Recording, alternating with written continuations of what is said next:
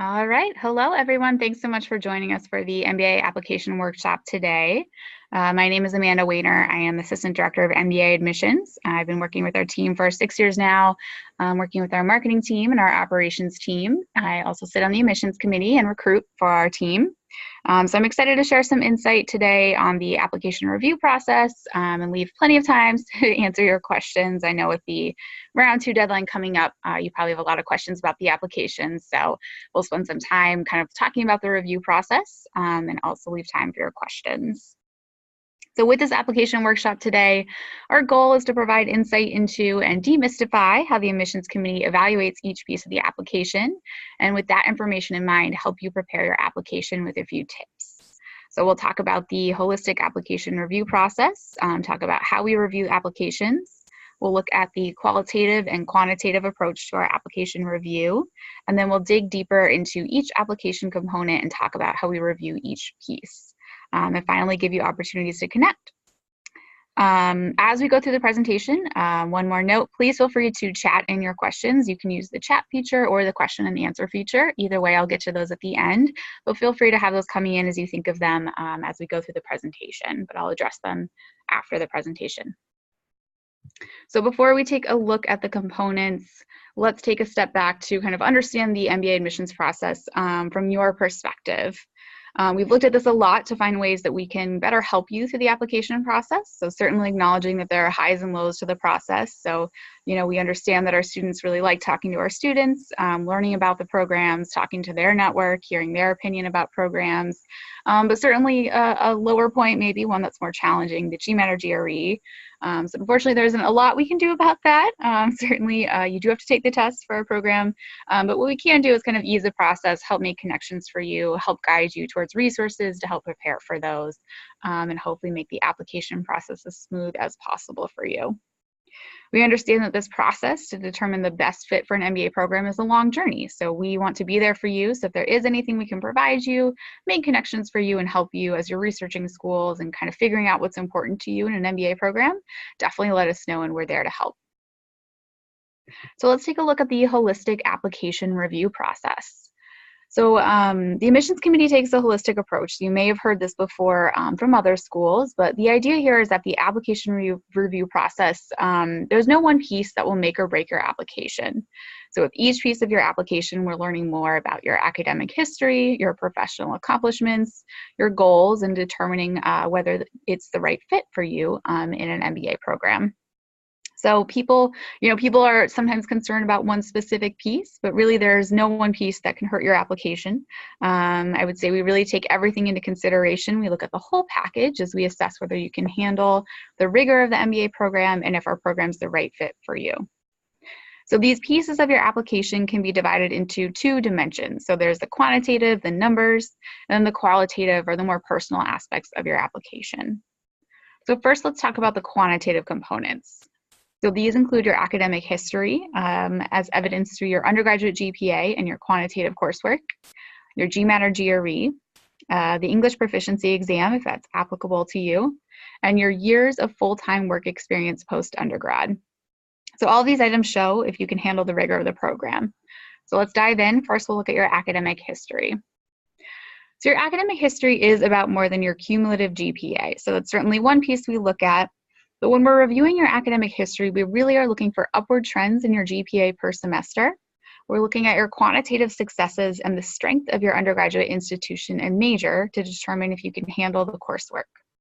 We do understand that not all majors and classes are created equal, so that is something we consider as we're looking at your transcripts.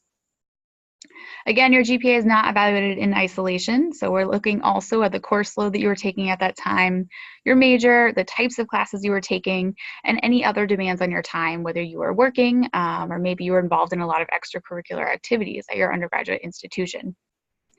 If you had a tough semester or maybe a class that you struggled with or your GPA isn't quite where you'd like it to be, use the optional essay. So it's there to give you the chance to sort of explain what was happening in your life during that time. So again, if you were maybe working 30 hours a week to pay for your undergraduate degree, let us know if that had an impact on your academic performance. Maybe there was something else going on in your life. Let us know. It's best not to keep the admissions committee guessing. So use the optional essay for that purpose if there's more to tell about your undergraduate experience during that time. An additional piece we'll look at when we're looking at your academic history is how long ago you completed your coursework. So the longer since it's been since you've graduated, the more we can look at other indicators like your work experience to show the value you can add to the classroom conversation. Something we often hear is that applicants are concerned that they don't have a business background. So as you can see, only 30% of our applicants are coming to us with a business degree. So you're certainly not alone in that. If your undergraduate degree maybe didn't require many quantitative classes, many of our business majors do have that experience, but if you're not, maybe you're a liberal arts major, some of our applicants do choose to take additional quant classes or business classes to boost their academic credentials. So if you didn't have that experience, we will be looking to kind of assess your quantitative abilities in that way. So that is a good opportunity if you're able to. All right, next up, let's look at your test scores. So test scores assess your ability to handle the rigor of the coursework with a specific focus on your quantitative abilities. So the key thing to remember with your test scores, again, it's a holistic process. So while your scores certainly matter, they are only one data point. So they're one piece to your application, part of a whole package.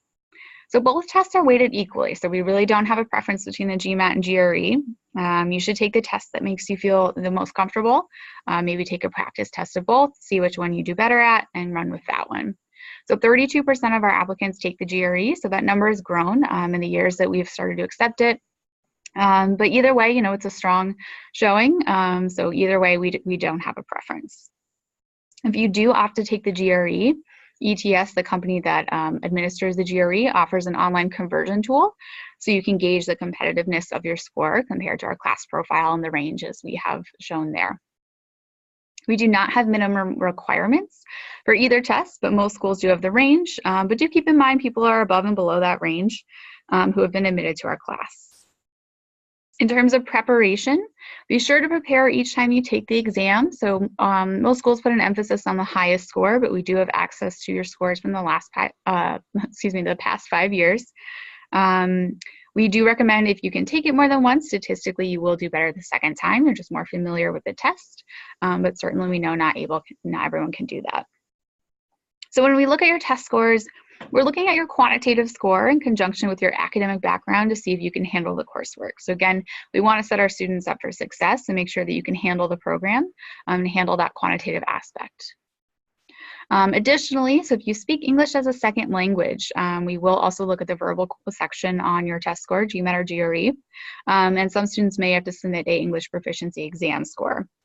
So you are exempt from this requirement if you earned your 4-year academic degree or advanced degree from an institution in the United States or a country where the official language is English. So if you have any questions about that, feel free to reach out to our team. All we require is that you submit documentation just showing us the language of instruction from your degree, and that requirement will be automatically waived. All right, so next up, let's look at the years of work experience.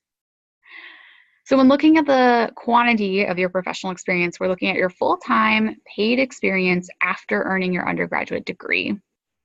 So make sure it's clear on your resume the months and years you held each position. Note any internships.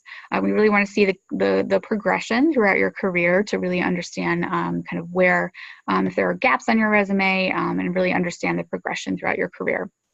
If there are gaps, again, this is a great place to use the optional essay. We don't want to be kept guessing. If you traveled after undergrad for a couple months before getting your degree, that's totally fine. Just let us know what was going on so we have that information. Again, we like to see progression throughout your career, so include all positions you've had. If you've been promoted at a company, give us those dates, definitely let us know so we can really see that movement throughout your career. All right, so next up, let's look at the qualitative aspects of your application. So these are the more personal characteristics. This is really where your story shines through. And these elements include the quality of your work experience, your personal essays, your interview, and your recommendation.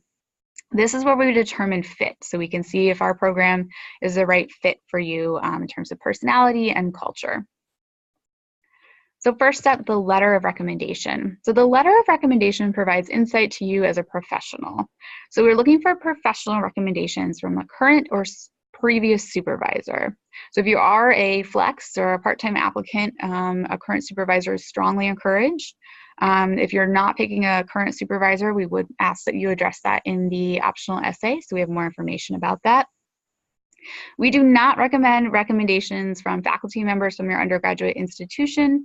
We're really looking for someone who can speak to that professional experience. Certainly if you are working for an office where your supervisor is a professor, I've had that question before, then in that case that makes sense. But what we're saying more is don't have a professor where you took his class, maybe give that recommendation. That's just not quite the insight that we're looking for. If you just started a job or maybe haven't worked with your current your current supervisor for long, we definitely understand we've often have applicants choose maybe a previous supervisor in that case, and that totally makes sense. So again, maybe just address that in your optional essay. If possible, so to prepare your recommender for completing the recommendation, it's great to meet with your recommendation provider, have coffee, discuss your goals, give them a copy of your resume, maybe your essays, and discuss strengths you want highlighted or perhaps weaknesses that can be addressed in the recommendation as well.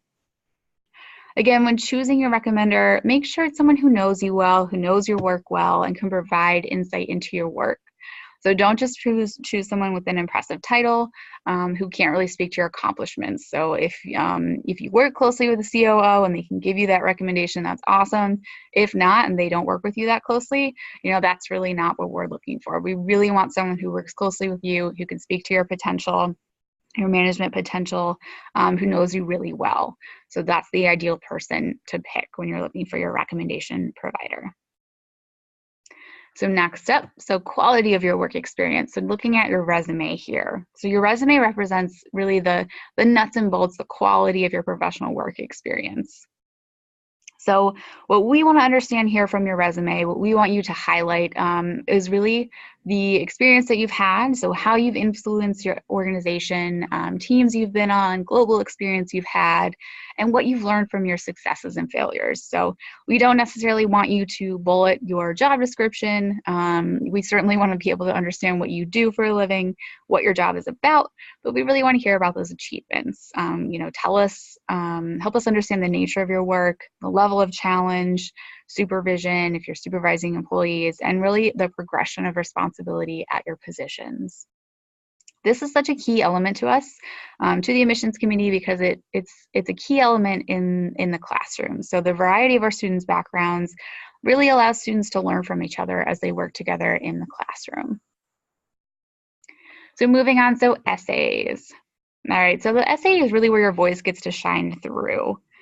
So we have 3 essay prompts this year, you may have seen. The idea here is that we want to allow you to select the prompt that best lets your personal brand shine through. So really take some time, reflect on your goals, think about your professional progression, think about kind of what you want to tell us in that essay, the point you want to get across, how you're really going to show us who you are, and select the prompt that best highlights highlights you and your value proposition. So again, this is really your chance for your voice to shine through. Show us why you're unique. Show us what you're about. So be strategic as you pick that option. So again, we have 3 options here for the written essay. So one, talking about a situation where you were asked to lead outside of your comfort zone. The second one, talking about a time when failure has been your fuel, when you kind of had a failure, and how did you sort of use that as motivation to move forward. And then finally, the third option is talking about your personal brand. So telling us about your values and beliefs and how that impacts your community. So when you're answering these essays, make sure to edit, proofread, make sure you've answered the question. Obvious things like using spell check, making sure you use Georgetown MBA. We certainly know you're applying to other schools, but do make sure you include our name in those essays. We also have a video essay, so we get a lot of questions about this one. So the prompt is to introduce yourself to your cohort in 1 minute or less. So we strongly encourage you to speak outside of your resume. So we've had your resume, we've reviewed it, we know what you do, but tell us who you are outside of that. So tell us what you do for fun. Tell us something that we haven't already read through that resume. Do be strategic and intentional about what you share with the admissions committee. It's great to have a friend or maybe a family member read your essay, see if it sounds like you, see if the reader will really connect with you, and make sure you've answered the question as well. Don't just write what you think we want to hear. Again, this is really the time for your personality to come through, really shine through. This is a voice to your application. So, we don't need to hear kind of what's on our website. Really let your personality shine through here. Touching on the optional essays, so I mentioned those earlier, times that are great to use them, but don't feel obligated to use it. So if you have a point in your application that might be a weak point, maybe where we might be left guessing, definitely use that then. Otherwise, use it very strategically. Don't kind of just share, another essay. It really should be strategic in sharing things that might not be addressed in other parts of your application. Okay, so next step, let's talk about your interview. All right, so the interview determines mutual fit. So the way our process works, so after you submit your application, we do an initial review. So our team will look to see that you have all the components submitted, and then eventually a couple weeks after that, interview invitations will be sent out. So as we interview, so it's assessing the fit again. So the interviewer is wearing 3 different hats. So we're looking at you from the lens of a faculty member, so thinking about what you will add to the classroom. We'll look at you as a recruiter, so will this person secure an internship in a post-MBA career? And then finally, from a student perspective, so is this someone I want on my team and someone I want in my network post-MBA? So prepare for the interview just like you would for a job interview. So research the school, think of questions that might be asked. So maybe why is now the right time for you to get an MBA? Practice telling your story to your friends and family. And again, this is a great place to give a voice to your application. So really relax, be yourself. We're really just getting to know you, why you're interested in the MBA program, and trying to see if our program is the right fit for you. And that's it. Sounds so simple, right? So just finishing all those components and clicking submit. So after you click submit, first of all, celebrate. That's a huge accomplishment. It's a big step. And we know, again, many people are applying to many applications, to many MBA programs. So first of all, celebrate, take a second to breathe, and relax. On our end, so that's where the fun kicks off for us. So first, we'll have our operations team look at your application. So as I mentioned, we'll just make sure everything's been submitted, make sure it's complete. If we're missing anything, maybe transfer credits, something like that, we'll email you, let you know, and get that straightened out. So certainly don't worry if we reach out and we're missing something. It happens all the time. We're happy to work with you and get that submitted. It shouldn't delay your application, assuming you're able to get that in pretty quick. You will be able to log into your application and track to see the status of your items, just to make sure we have everything that we need. And the next step, so like I said, we'll send out interview invitations. These can be with an admissions committee member, a student, some of our colleagues within the MBA program, so our student services team, career center, or alumni as well. Invitations go out right after the decision notification date. So don't worry if you don't hear, within the first week or two. It can really happen anytime. So for round 2, let's see, that'd be anytime January through March. So settle in, try not to get worried. I know people kind of get worried in that waiting period, but just try to relax and keep an eye on your email for that invitation. So looking at our class profiles, this is a great resource as you kind of assess. Oh, sorry, I forgot one last thing. So in terms of the decision notification date, so there's a notification date, set date for each round. So for round 2, that is in March. So on that date, you'll hear from us. They're not released earlier than that. That's the date you'll get it. That's the day you can expect that. All right, so class profile, so moving forward. So every year, our numbers get stronger. We're very proud of those numbers, proud of our students that are coming into the program. The important thing to remember here is that the numbers are not minimums. If you fall below in one category, most likely you'll fall above in another. So maybe, your Gmat might be a little bit lower, but maybe your GPA is higher than our average. So that's totally normal. Kind of beyond the numbers in terms of the qualities we seek, We're looking for critical thinkers with an executive presence who are driven, motivated, and professionally accomplished individuals. So you're more than those numbers on the application. You're more than those numbers in the class profile. And that's why we really dive in to the qualitative pieces as well. So talking a bit about financial aid, so we have our tuition numbers listed there for the full-time and the Flex MBA program. There are scholarship opportunities, merit-based scholarships available for all of our applicants. So you are reviewed automatically for scholarships as you are reviewed for admission to the program. So again, these are merit-based, so they're based on an applicant's academic, personal, and professional accomplishments. So recipients typically demonstrate ethical leadership and professional achievements through their application and the interview for the MBA program.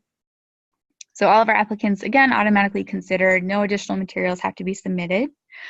You can see there are some organizations that we partner with. For example, the Consortium, awesome organization that works to increase diversity in the business world. Forte, focused on women. A lot of options. There's more information on our website to see the specific populations and what they offer. And in terms of U.S. citizens and permanent residents, you'll also be considered for federally funded programs, so financial aid. The Office of Student Financial Services assists you with that. So after you are admitted to the program, they start working with you, and that's in the form of loans. So looking at the application deadline. So again, here I mentioned the decision notification date is set. So for round 2, you would hear back on March 26th. There are four rounds of applications. So students, if you're interested in merit-based scholarships, if that's important to you, we recommend that you apply before round 2. There's just more funding available at that time. For international students, also encouraged to apply by round 2 in order to have sufficient time to get that student visa. Certainly there are some countries where that might not be as much of a concern. You might happen more quickly. So if you are an international student, you certainly can still apply in rounds 3 and 4. We just encourage you to apply earlier if you can to give yourself enough time. The bottom line here really is to apply in the round where your application is the strongest. So don't rush for round 2 if you're just not ready. Take your time, really submit when you have the strongest application.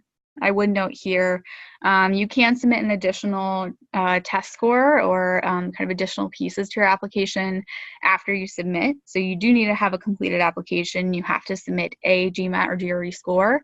But if you're planning to retake it, let's say in February, you definitely can submit that initial score. So your application is complete. It'll be moving forward in round 2 and send us that update in February when you get that updated score. So that's not uncommon. A lot of our students do that. So you certainly can submit that later on. So finally, stay in touch with us. So there's a lot of ways to get in touch with us. If you have questions, give us a call, send us an email. We're happy to help. That's what we're here for. We encourage you to connect with us, connect with our community.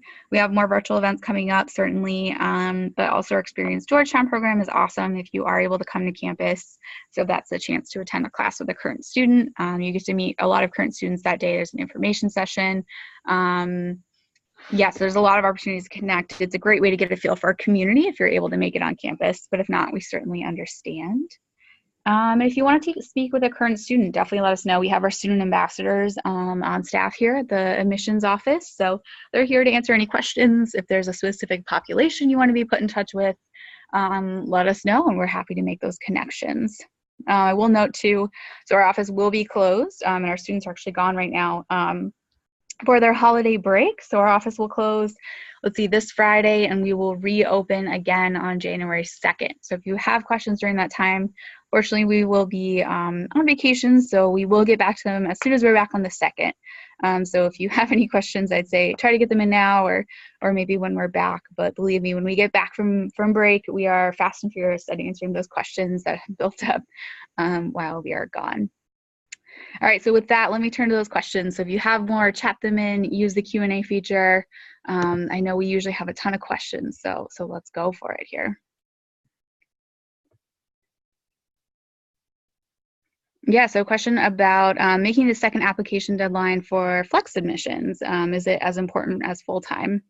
Again, so like I was just saying, definitely apply when you have the strongest application. So I would say, you know, for a flex applicant, it's similar. I know typically we do hear that the flex applications skew a little bit later in the application season, so you're not alone in that. If you can't make it a second deadline, we know we're going to get rock stars coming in round 3, so no worries there. A question about oh, okay, that's a great question. So the student went to school in India and doesn't have a GPA score. So yeah, that happens a lot for international students. We don't ask you to convert your GPA into a 4.0, which is pretty standard for the US. So what we would ask then is just that you submit your university's grading scale. So if it's different, we actually ask for that in the application. It's a really important component, so we can review your transcripts on your scale and as your school would evaluate them. So very important piece if you are an international student and went to school outside of the United States, make sure you submit that.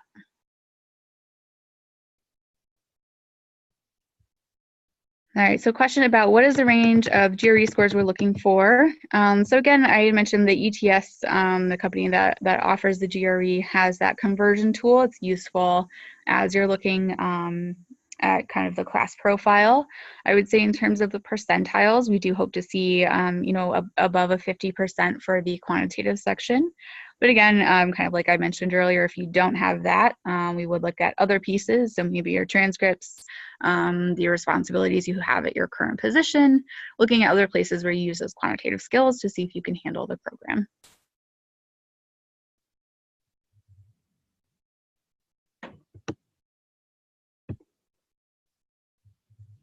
A question about kind of the Gmat range for the quantitative piece. Again, I would say we hope to see above that 50%. We certainly do look at the verbal in both tests.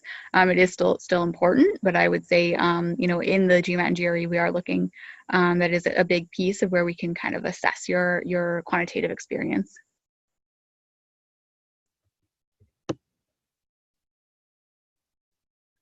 All right, so deadline for submitting recommendation letters, good question. We hope to see them by the application deadline. I would say we do understand your recommendation provider can be quite busy. So if it comes in a few days after, maybe a week after, that's fine. I would strongly encourage them to have it in by the deadline. Just kind of makes life easier for both of you, but if not, there's some flexibility there. If you are self-employed, so would a recommendation letter from a partner or co-founder suffice for the recommendation? Yeah, so partner, co-founder would work. Maybe a partner that you've worked with maybe outside of the company, or a vendor or something like that. Yeah, we see that a lot.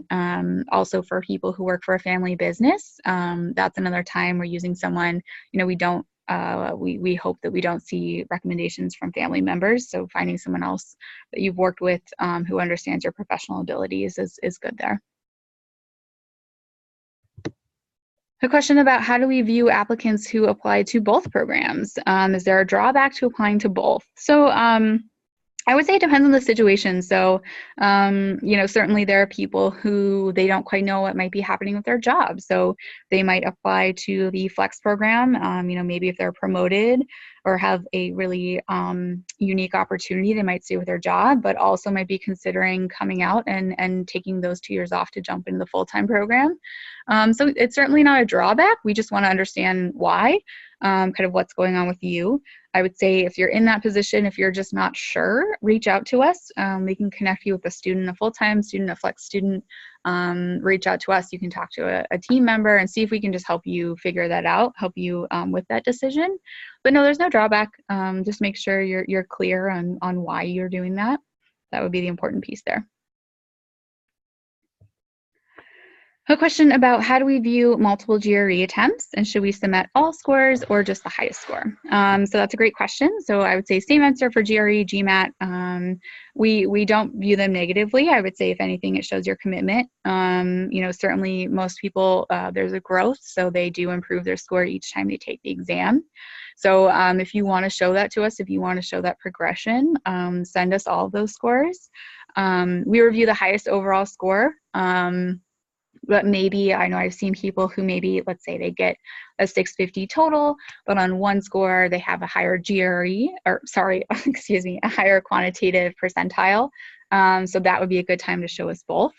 So certainly not a negative thing at all, but it's up to you. You can certainly submit just the one score, or we would have access to those 5 years.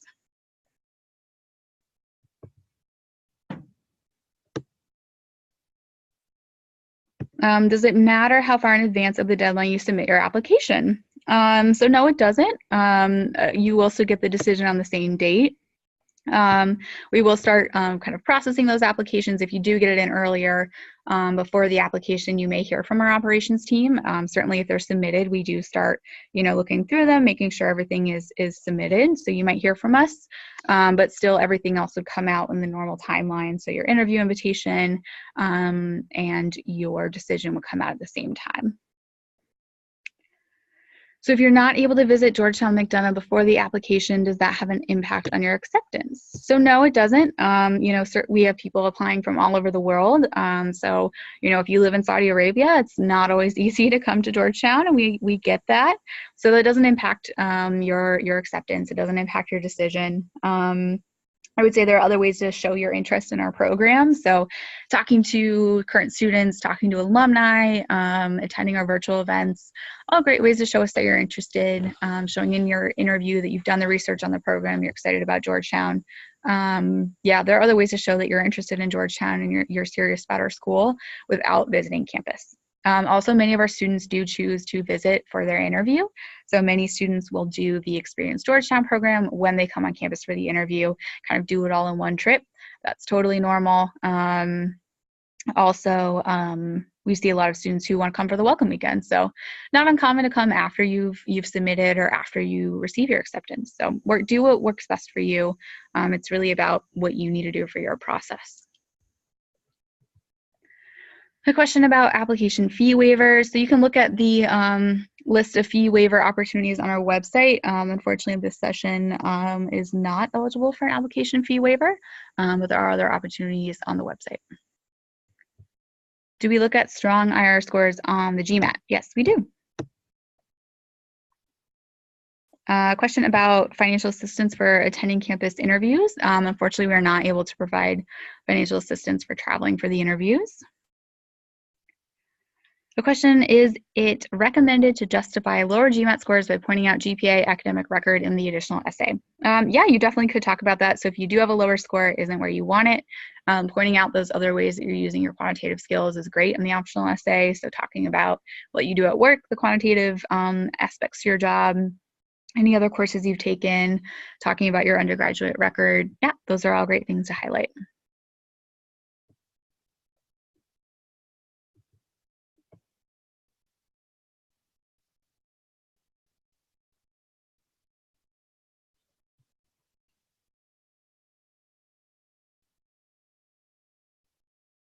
A question about, so someone has 2 different roles for 2 different companies in 2 different industries, which sounds fascinating. I'm curious about that. So they're both under the company of their employer who's writing the recommendation letter. So do I need to do more than list those on my past experience and resume? I would just say, as long as it's clear on your resume, kind of what's going on there. It sounds a little complicated. So if you can share that on your resume in a clear, kind of concise way, go for it. If you need to talk about that in the optional essay to explain it more, yeah, you could definitely use that. Also, a note on the optional essay, if you have a lot of bullets you want to cover, you don't have to write, a thorough, it doesn't have to have an introduction and a conclusion paragraph. It could just be bullets where you say, hey, this is how my company works and this is what I do. This is what happened during my undergraduate degree. It doesn't have to be kind of a formal essay. It can just be those quick bullets explaining your situations. Hopefully that answers your question. All right, we got a lot of questions. I love it. This is great, guys. Okay, let me keep going.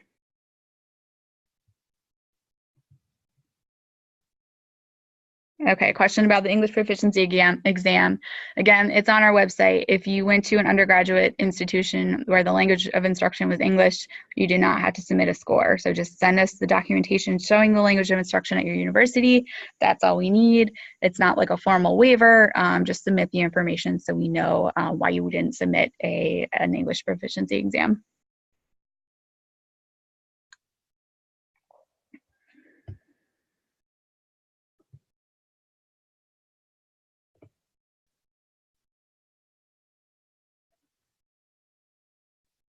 Okay, so a question about applying to the different rounds. So kind of looking at round 2 versus round 3. You're retaking the GMAT in a few weeks. So again, so if you submit your GMAT in round 2, you have to submit your score. But if you're planning on retaking it within that time period before round 2 decisions go out, we would just review that higher score when it's available. So no worries with that. If you did submit your GMAT score, excuse me, if you submitted your application in round 2, let's say you retook the GMAT and it wasn't where you wanted it, you can kind of put your application on hold until round 3. If you say, you know what, I think the best thing for me is just to wait and have it reviewed in round 3, that's fine. You just have to let us know. That's what it's just really important to communicate with us and be in touch with our office to let us know what's going on. The difference between the rounds, again, really the best thing is just when you have the strongest application. Certainly there is more funding, more space available in round 2.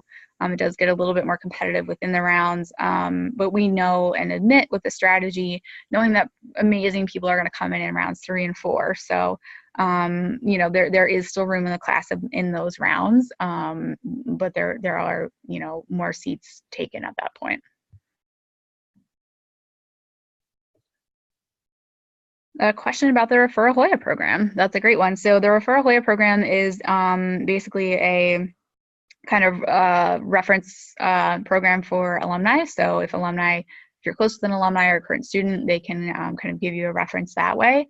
So the benefits from that, you do, if it's before you apply, you get to meet with our associate dean. If it's after, you do get priority consideration for interviews. And certainly, we do value our alumni and current student input. So yeah, if you know someone, if you work with someone who's a Georgetown alum, have them send that our way. Question about resending the recommendation link to your recommender if they haven't received the link. Email our office and we can help you with that. I think we can resend it for you. Sometimes it does go to people's spam. Let us know if you're having any issues with that. Email our office and we can help you. Yeah, so a question about, is there a section in the application about telling us your future GMAT date? Yes, there is. So when you fill out the test score section, you'll have the opportunity to tell us if you're taking the GMAT again, or even if you are now taking the GRE.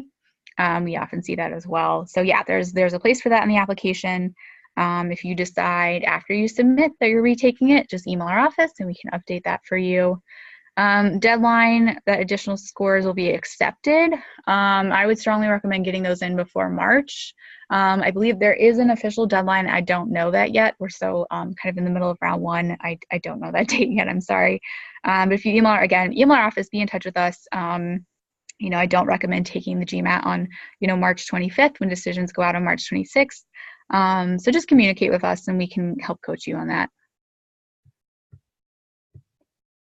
Questions about where interviews are held. So are they in person, Skype, phone, etc. We offer options in person. We also have our team travel. So we travel around the world into several cities in the United States, kind of based on where applications come in from.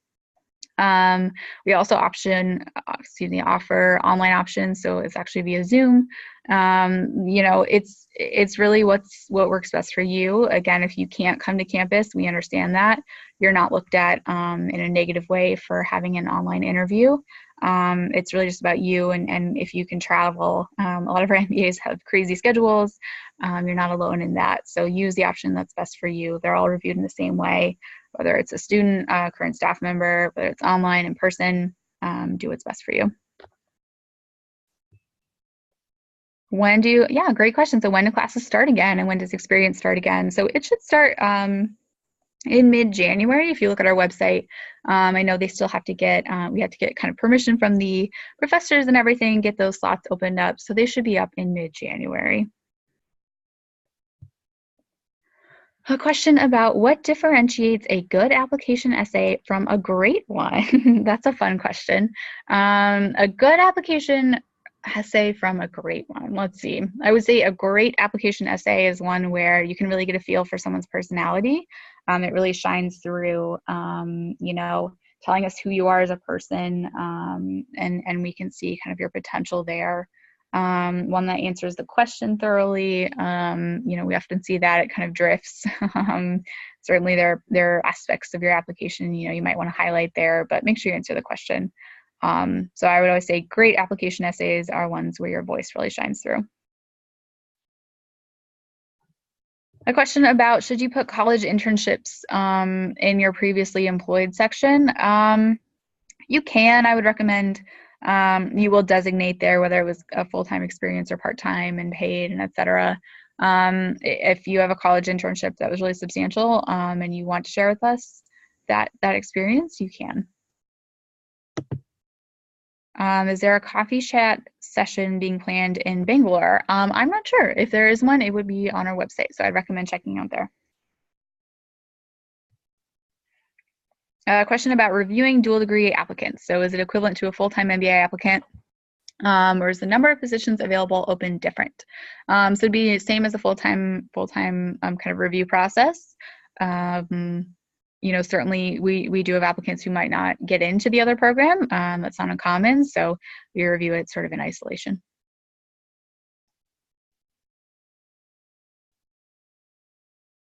Another question about when recommendation providers should submit the letters. Again, I would strongly encourage them to get it in by the deadline, but I know especially around this round because many people are off on holiday breaks. There is some flexibility there, but I would say try to get it in as soon as possible, as close to the deadline as you can. There is a cutoff where if you don't have everything in, your application will be rolled to the next round, but there is some flexibility there.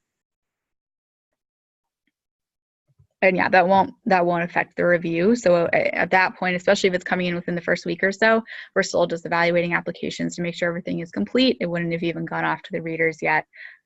So yeah, it won't affect the review. A question about taking an extra class. So for example, an MBA math, is it important to complete the course before applying, or can we mention that we're taking it in the optional essay? So yeah, you can put that on the optional essay, or if you're taking a course elsewhere, you can put it in the education section. Also, a lot of students take the online kind of free Coursera courses. Not uncommon to see those. If you're taking them while you're still in the review process, just let us know, when you'd be completing it. If you get grades during that time, send them our way so we can review them. But yeah, you can just put that in the optional essay. A question about how does the admissions committee, just scrolled past it. Okay, how does the admissions committee evaluate students transferring schools and the different transcripts?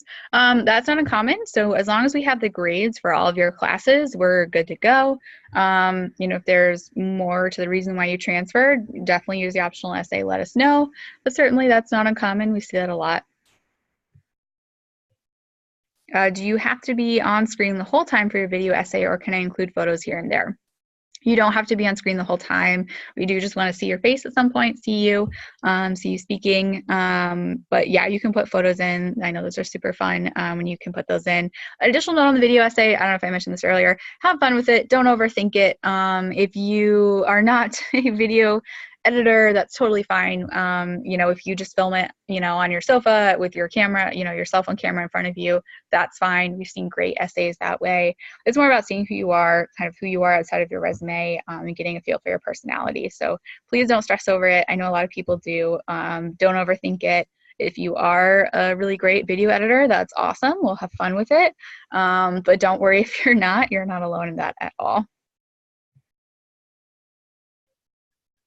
A question about someone took the Gmat twice. Should I send both official scores, or if I send the most recent one, do you have access to both scores? So send us the highest overall score that you want reviewed with your application.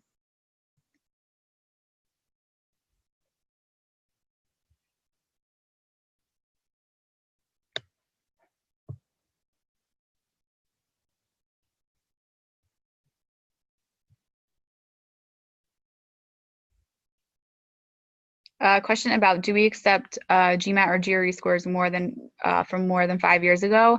So unfortunately, we cannot accept those scores. So after 5 years, the GMAC and ETS actually will not report on the scores, so we cannot actually obtain an official test score from those institutions. So that requirement is sort of out of our hands. So we cannot accept those scores if they're over 5 years old.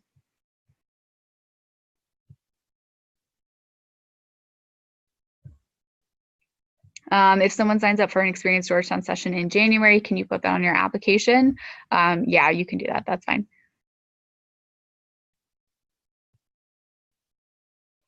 Okay, this is a good question. So during job interviews, it's common to, quote, close the interview, specifically ask for the position. Is this expected or would it be seen as too aggressive?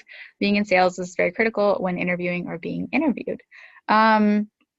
Yeah, I wouldn't. I don't know that you need to ask for for being admitted in the program. I would say the biggest thing is kind of expressing to us why you want Georgetown, why you're interested in the program. You don't necessarily need to specifically close the interview. I don't know that I've actually ever seen an applicant do that in the interviews that I've had. So I would say that's not the expectation.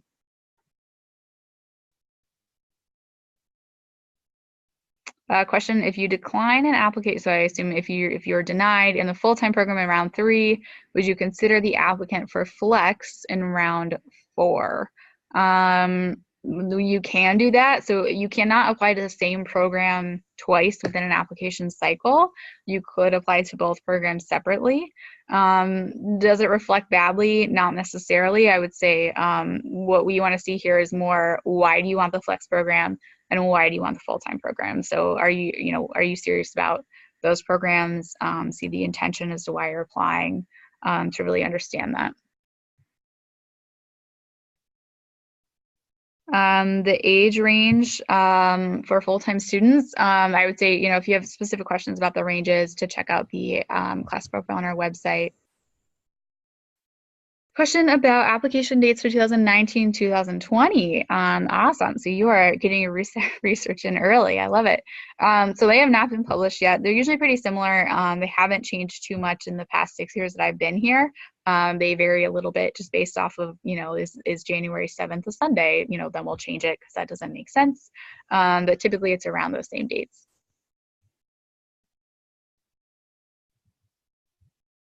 If you've taken both the Gmat and GRE, should you submit both? You can. It's up to you. You don't have to, but you are welcome to submit both. Does MSB have a boot camp of sorts to assess online before the term begins to brush up on core business schools or get used to them? Yeah, so we have a program called Smartly. So all of our students complete that before they come to campus. So I think it's about 8 hours of work. So you will do that beforehand, just kind of brush up on your math skills and your quantitative skills, get everybody on a level playing field before they start the program.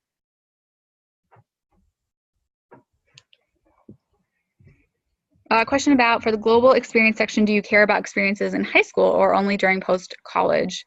Yeah, you can share those if you had significant experiences during that time. I know some people have lived all over the world, and that's awesome, so feel free to share that with us no matter when it was.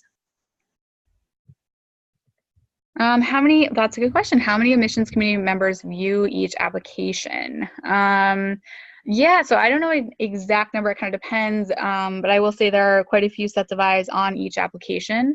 It's not just one person who kind of decides your path, so we do have a lot of, it's a committee for a reason. We have a lot of different perspectives to weigh in.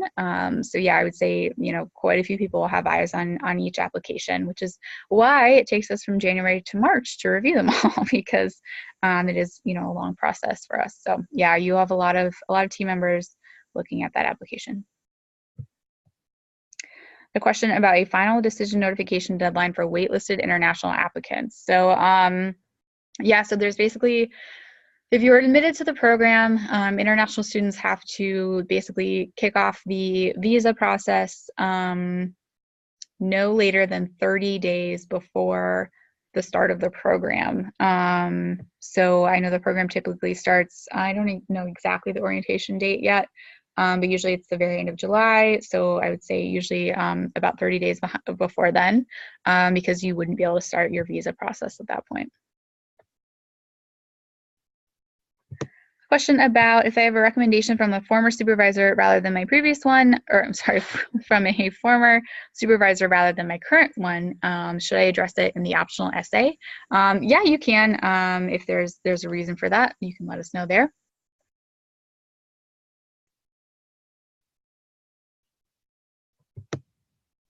A question about, is there a way we can connect with current students to get a better feel for the student experience? Definitely. So we have, again, the Experience Georgetown program. That's the online, or excuse me, the on-campus, the visit program to attend a current class. So that's a great way to connect with our current students. Outside of that, we have our MBA student ambassadors. So you can access them through an email on our website.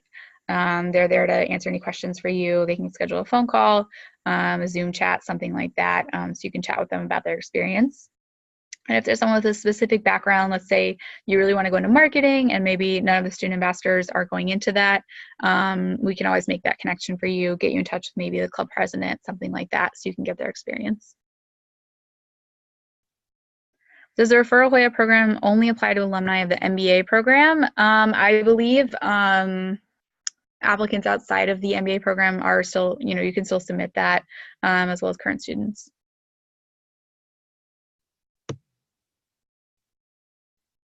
Question about if you took maybe 6 months off before starting your job after graduation. It's not uncommon. A lot of our students have done that. I might do a brief paragraph just saying what you did during that time. Just any gaps, usually over 3 months, I would say try to address somewhere if you can.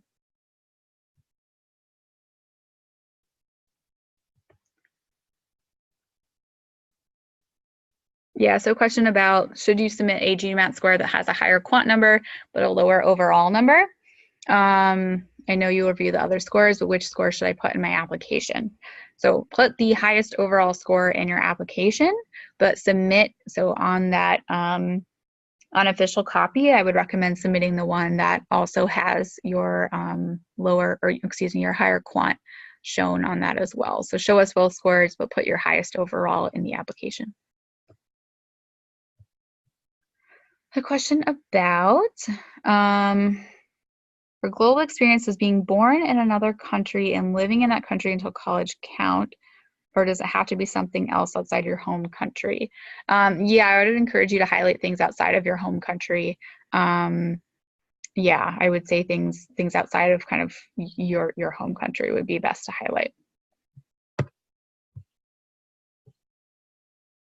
All right, I think that might be it in terms of questions. Feel free to still chat them in. We've got a few more minutes. I know it's only 12:52 and we go till 1, so feel free to chat those in if you've got more.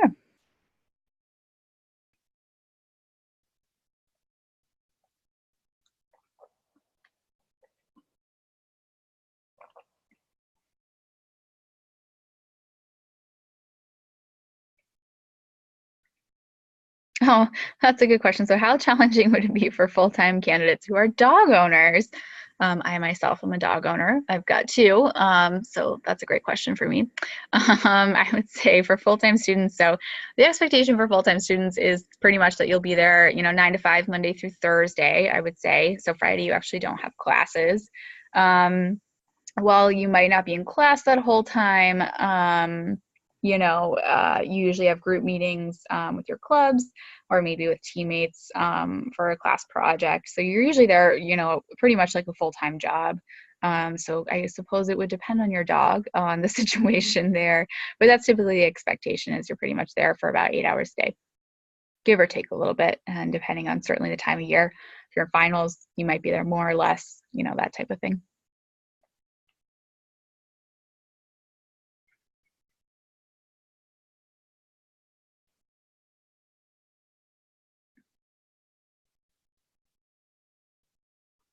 Yeah, another question. So yeah, so again, about the 6-month gap for you started your full-time job. Yeah, so pretty much any gap over 3 months, I would say I would recommend addressing in your optional essay. A question about childcare for single parents in the program. Yeah, there's a lot of childcare options in kind of the DC area, depending on your neighborhood. There certainly are options around campus as well. I'd say for questions like that, I'd love to put you in touch with the current student. So definitely reach out to our student ambassadors, and they can get you in touch with someone who's a parent in the program, and they can probably give you a really good perspective on that and maybe some more insight. I don't personally have children, so I'm not as well versed in that, but I know there are a lot of options. A question about, is it acceptable to have part-time jobs, or is it recommended to focus completely on the MBA? Some of our students do have part-time jobs, or they might do a internship while they're in the program. I'd say it can be challenging. There are a lot of demands on your time. It would probably depend on your situation. You know, people who might not be recruiting, going through the formal recruiting process, might have more flexibility. But it kind of depends on you and how you handle the workload. So we do have graduate assistantships on campus. So for example, the student ambassador position that I mentioned is a graduate assistantship. So there are a lot of options on campus for those, whether it's working with a professor on research or, you know, working with something like our office. So there's a lot of options for those. Those are usually around 10 hours a week, give or take a little bit. So yeah, sometimes we see part-time jobs going on during the full-time program, but again, the expectation is that you are there, you know, during the day. So you would have to manage that.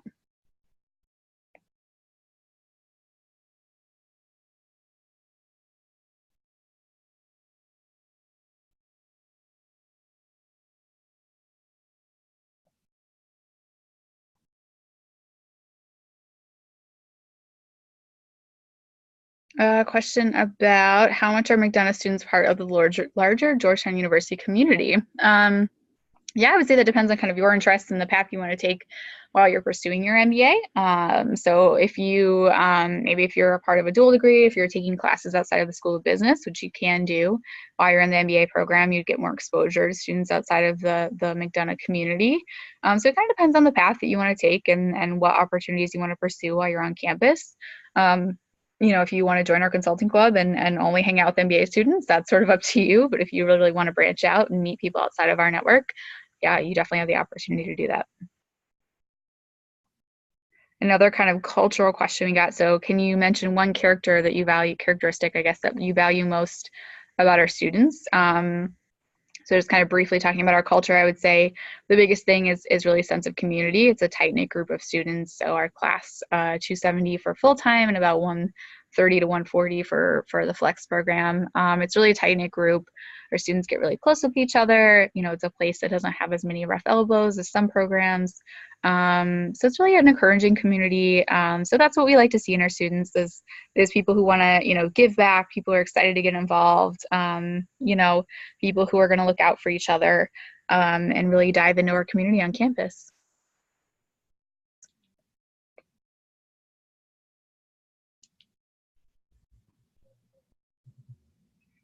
Yeah, and so we got a couple more minutes here. So definitely, we have a question about kind of the Career Center. If you do have more application-specific questions, definitely let me know. I know this is kind of the focus on this. I know we will have more webinars about more of the culture on campus and more of the features of the MBA program other times. But yeah, Career Center, so you start working with them before you even step foot on campus. So in the summer before you start, you would start working with them on, you know, honing on your goals, companies that you want to work with, or maybe be a part of their recruiting. And then they work with you really throughout the whole year. So helping you with that internship recruiting and then helping you with full time. If you already have kind of a job lined up after you graduate, you don't have to meet with them. Or if you're a flex student and you're looking maybe more for a promotion, you would work with them that way. So yeah, they're really involved in your process. You know, at graduation every year, you always see students running up and, you know, hugging their career coach and telling them about their offer and introducing them to their family. So they're a big part to your process. They're really influential, and they work really hard to get you guys those placements and love working with you guys. Yeah. List of student ambassadors. Yeah, so on our website, we have that listed. I think it's under the Connect with Us section, I believe. But yeah, you can find that online to get their profiles. Another question, is it challenging to find pet-friendly housing near McDonough? I would say, you know, DC is a pretty pet-friendly city. A lot of people have dogs there. A lot of people have pets, whether it's in DC or maybe Arlington, Virginia as well, which is right across the river from Georgetown. Yeah, certainly you would not be alone. So there are opportunities there. All right, so we are coming up on time here. So thanks so much for your awesome questions, you guys. I hope this was helpful. I hope it gave more insight into the review process. and kind of how we look at your applications. If you have more questions, please email us, give us a call, let us know. Again, we will be closed after Friday through January 1st. So reopening on January 2nd. Again, we will get to your questions as fast as we can. You know, our office usually has a little conference room party and answers all of your questions together from the main account, main email account.